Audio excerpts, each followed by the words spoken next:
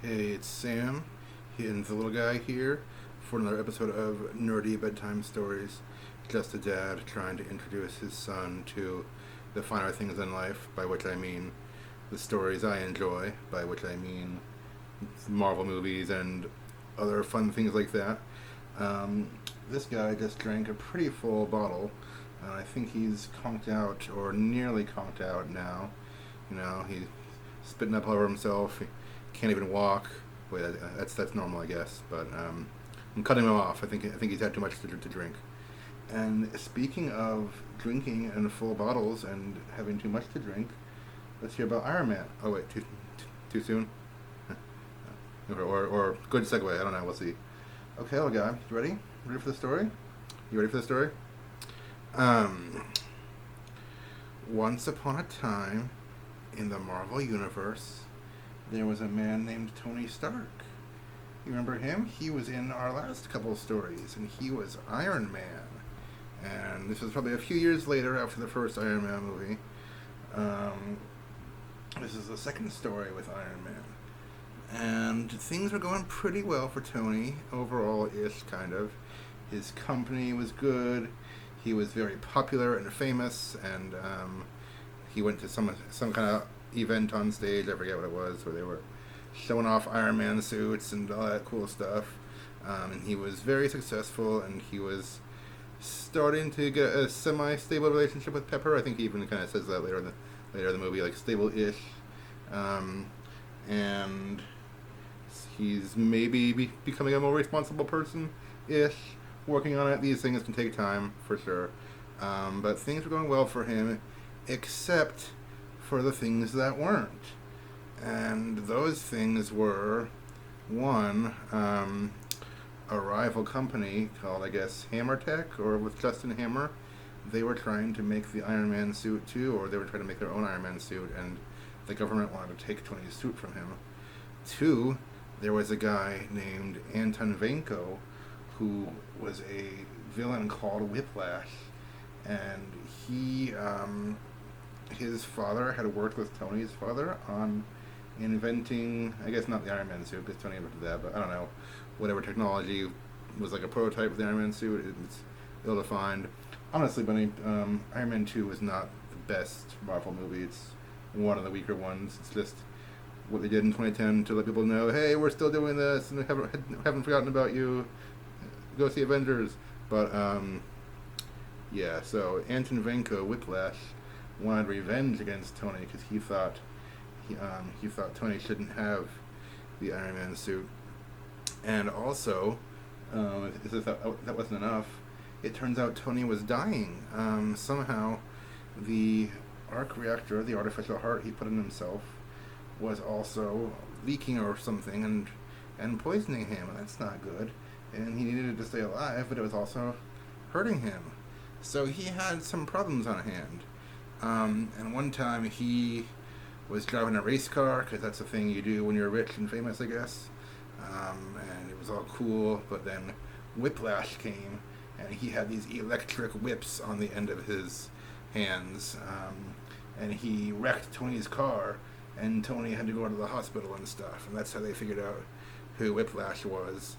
And that he was a bad guy and stuff. And then I'm fuzzing the details, but I'll hit the highlights. And then Justin Hammer also wanted to, I guess, hurt Tony Stark or kind of get back at him. So he reached out to Whiplash, and they started being friends. See, that's never a good thing when bad guys start being friends. And Whiplash was going to help him build his own Iron Man suits, or drones or something like that, like a robot army, generic villainous robots. Later in the series, we'll see non-generic villainous robots, but that's not yet. Yeah, so that happened, and then also someone came to help Tony out, and it was a lady named Natalie Rushman. Except that wasn't her real name, Benny. Spoilers, she was actually a spy, and her real name was Natasha Romanoff. And she's a superhero secret agent named the Black Widow. and I forget. I guess she was sent by Nick Fury to spy on Tony. I don't even remember why she was there, but they had some reason for it. And she's good at fighting and punching and kicking and all that stuff. So that was pretty cool. But Tony started to be friends with her or something, and then he was dying, and that left him some questions about his life and mortality. And he asked her, well, what would you do if if you only had a little bit of time left? And she said, whatever I want, which is not really a good life philosophy, Benny. We don't subscribe to that, so keep that in mind. But Tony kind of went back to his partying ways and had a big party where he ate and drank too much, and he was using his Iron Man suit to wreck stuff, and a bunch of people were there just cheering him on. And then his friend Rhodey came. Remember Rhodey from the last movie? And he got an Iron Man suit too, one that Tony had lying around. It was like silver and gray, and he tried to stop Tony before he could hurt himself, basically. And they had a fight, and even more stuff got wrecked. And then Rhodey went off with the gray and silver suit and got some more weapons. I think he got them from Dustin Hammer or something, and put them into his suit, and he became a superhero named War Machine. Yeah, War Machine. So now we have Iron Man and War Machine. Yeah. And somewhere in the middle of the movie, Tony must have gotten out of his reckless state a little bit, and he saw some video from his father that I'm sure it was emotional in the moment. I just, it's character development ish, but it's kind of lacking in comparison to the first one. But some video from his father that helped him realize, he was loved and appreciated and what he needed to do, and somehow that helped him solve the mystery of how to fix the arc reactor in his heart so he wasn't dying anymore.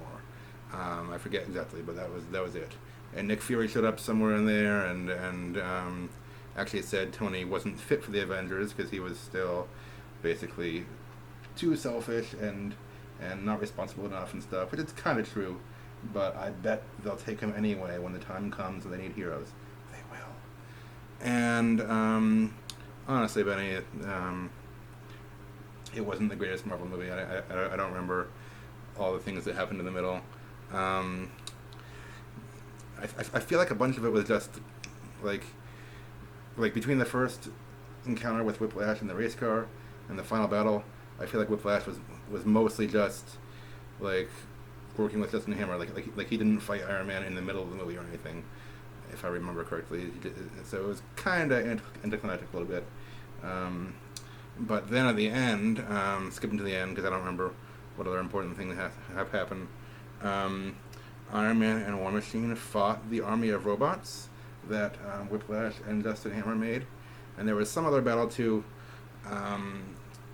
where Black Widow and Happy Hogan, he's Iron Man's helper / friend, they were like fighting bad guys too, like spies, and Black Widow was able to beat up a bunch of them because she's a secret agent and a spy, and then she's just cool like that. And Happy Hogan, like, eventually, after much struggle, was able to beat up, like, one of them, because he's the bumbling comic relief, mostly.